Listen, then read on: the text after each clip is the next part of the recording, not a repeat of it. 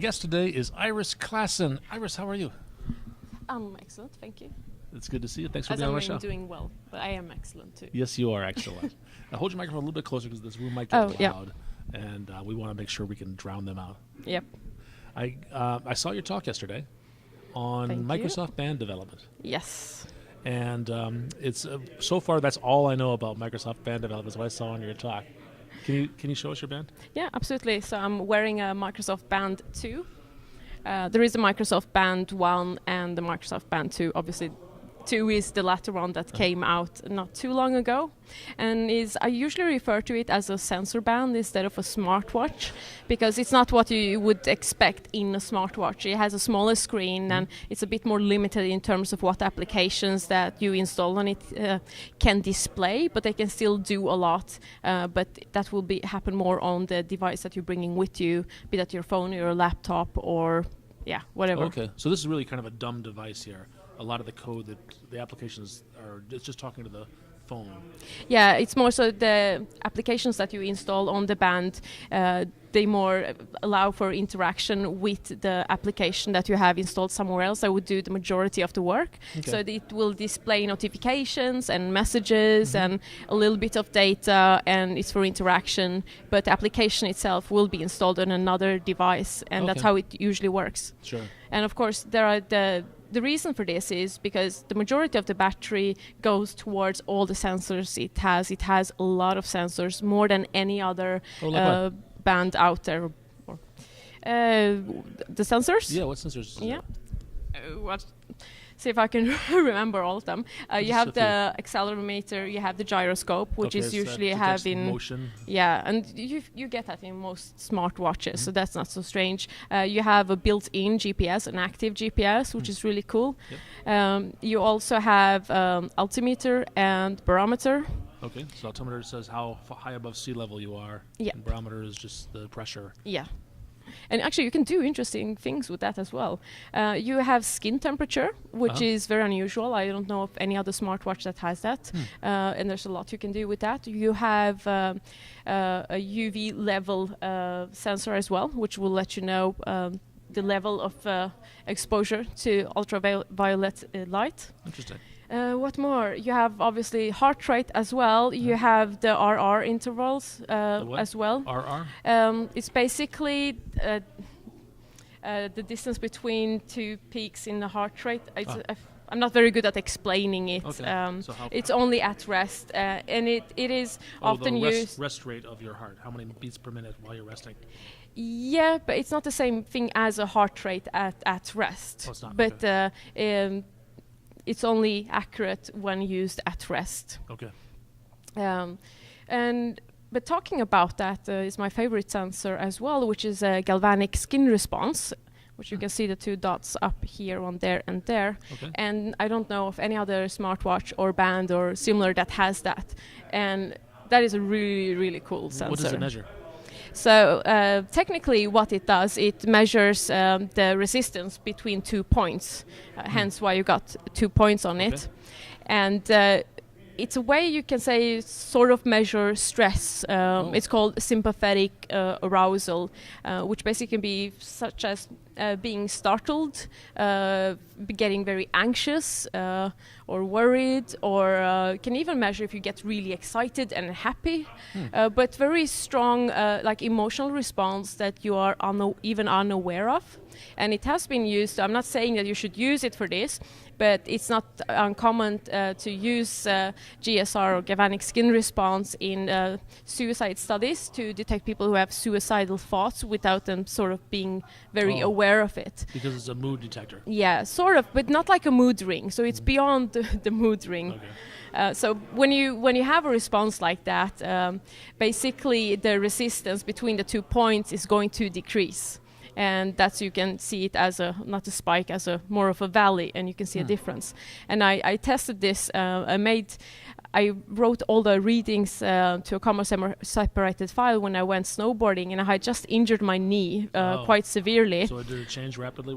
Yeah, I wanted to see, like, how do you test something? Like, how do you give yourself a response you're unaware of? Giving it up for your research. Yeah, so I silver taped my knee. I went up to the top of the hill, and I went snowboarding, and afterwards I could see exactly where my snowboard slid a little bit, and where I remember that I had this reaction, and I could see it, and that is really fascinating. It'd be cool to do it again and record. Like take a video Yeah. coming down the hill with this graph alongside. There are it. sensors that you can place on your head that will pick up on different Yeah, facial or expressions maybe as a well. GoPro camera at the same time. I do have one. That's actually a really good idea. Yeah. I should use my GoPro for that.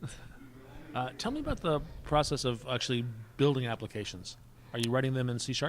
Yeah, you can actually choose. So this is a cross-platform device, and there are applications for it. You can use it both with Android, iOS, as well as Windows Phone or any Windows device that runs either Windows 8 or Windows 10 up. And there are libraries available for developers in both in Java, in Objective-C, so native libraries, as well as, of course, the ones for C#. And there are also Xamarin extensions that you can use if you want to write a cross-platform application for Microsoft Band. And that's really cool, and I really appreciate it. I really wish more companies that produce the smartwatches would have native libraries available for other developers to use and also support other platforms besides their own. When you write these applications, are you writing them to be deployed to the band, or are you writing them to be deployed to a phone? You write applications to be deployed to the phone or the device you have with you, and most commonly, most often, you have it as well on the band. Okay. But you don't have to. But usually you want to have you have something called tiles connecting to your music. No, don't do that. So you have your tiles here. I'm trying to scroll, and these are the applications, and you can have a little bit of information, and you can, basically, you can display a little bit of information, and you can also interact with the application by having buttons. Now, the reason most people have a sort of tile that you want to give some feedback on whatever data you are collecting. Sure. But you don't have to do that. Basically, the sensors are streaming the whole time, and when you create your application, you just decide which of the events or sensors you want to listen to, and then you receive that information. Then it's up to you what you want to do with it. Well, help me understand it. So let's take the was the galvanized response. Yeah. Let's say I wanted to track that, and I wanted to send the information back to maybe this is a patient. Yeah. And I want to check if they're going to be at risk for suicide, as you mentioned before, and they've got a nurse somewhere in the institution that's tracking that. And we're not doctors, and we're not recommending anything. But that would be a useful thing for a doctor to have, that information in real time.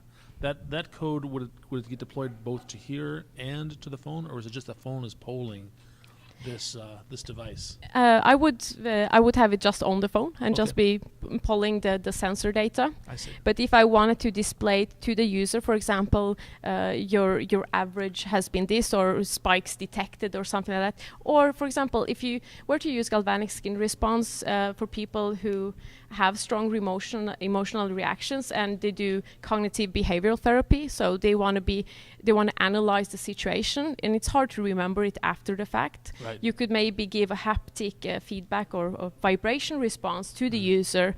You just had a significant change in your galvanic skin response. Okay. So this might be a situation where you want to stop and think about it and go through your usual cognitive behavioral therapy thinking, and also dialectical behavioral therapy, which is like a very hands-on way to handle strong emotions. Okay, I like that. So the device or the phone could also be pushing information out to here, so it could display it. Yeah, so I you could could I could have it. imagine maybe an insulin pump. You'd want to know if it went outside a certain range. You'd want that to display immediately in real time, so you could make adjustments without pulling your phone out. Yeah, exactly. That's really interesting. A friend of mine, Jonas, he has diabetes type 1, and he has one of the new NFC implants in his arm, changes it every 3 months, and has a range to like 4 or 5 meters, which is insane for NFC. It's really cool.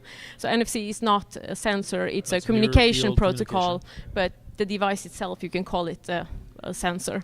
And what would be really cool if the application he has is only to get the readings and read them. I don't think they have any like warning system, but that would be really handy for him to have. But you could write that warning system that went outside. Yeah, I could. Ranges. I've actually asked him to put one of those in my shoulder, and he said yes.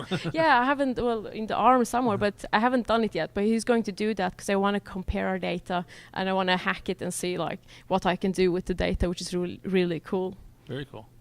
So there's a lot of use for it in terms of health-wise, beyond just counting steps and. Right.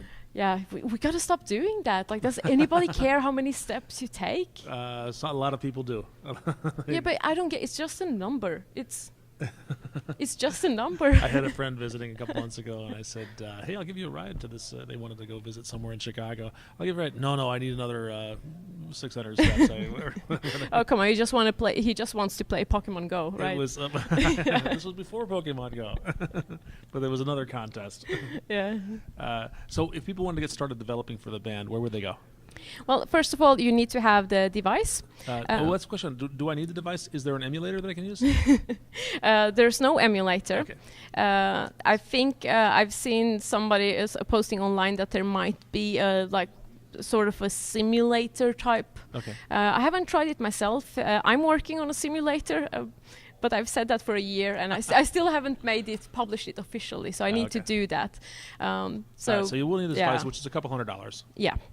It's quite cheap considering what it does, right. But it's good, and I'm quite pleased with it. So you need that one. You need to be registered as Windows developer if you're gonna develop for Windows, which is very easy to just sign up. And then you need to register the device you're going to deploy to when you do your testing as well. And then if it's a Windows phone, you need to register that. If it's Android, you got to go about like getting all the drivers, and if you're an Android developer, you know the drill. It's a long one.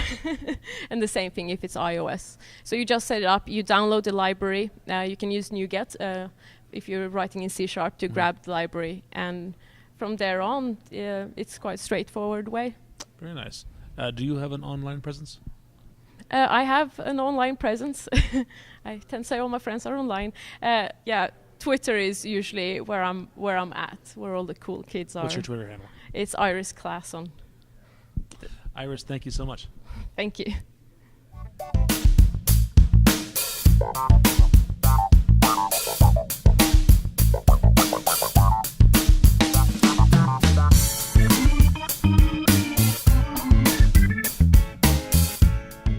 It wouldn't surprise me if it's this part right now you were to use instead of me actually saying something about technology and friends, because this would be way more interesting, right?